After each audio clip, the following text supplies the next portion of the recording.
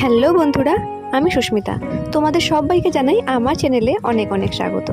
বন্ধুরা, মাশরুম তো অনেক খেয়েছো, কিন্তু আম গাছের কাঠে যে মাশরুমটা হয় সেটা কি কখনো খেয়েছো? যদি না খেয়ে থাকো অবশ্যই একবার ট্রাই করে দেখো। যদি তোমরা আগের থেকে খেয়ে থাকো তাহলে তো নিশ্চয়ই জানো এটা খেতে দারুণ লাগে। আর অনেকেই আছে যারা মনে মনে ভয় পায় এটা খেলে কিছু হবে কিনা।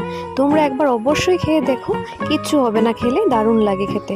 আর এটা তোমরা লক্ষ্য করে খাবে, যদি আম গাছের কাঠের মধ্যে হয় তবেই সেটা পারবে। আর আমাদের বাড়ির চারপাশের দিকে কিন্তু আম গাছের টুকরো রাখা আছে, আর সেই টুকরোগুলোর মধ্যে কিন্তু অনেক মাশরুম হয়েছে। দেখো, এখানেও কয়েকটা মাশরুম আছে যেগুলো আমি এবার পেরে নিচ্ছি। আর তোমরা যে একটু আগে দেখতে পেলে সেই গাছগুলো কিন্তু লঙ্কা গাছ, আর এই গাছগুলো আমার মা নিজের হাতে লাগিয়েছে, আর অনেক লঙ্কা ধরে, আর গাছের লঙ্কা খেতে দারুণ লাগে। এবার দেখো বন্ধুরা, আমি এক সাজি মাশরুম কুড়িয়ে নিলাম, তারপর কেটে ভালো জল দিয়ে ধুয়ে কিছুক্ষণ গরম জলে ভিজিয়ে রাখ। আর বন্ধুরা, এটা আমার নতুন চ্যানেল, তোমরা সাবস্ক্রাইব করে প্লিজ পাশে থাকো।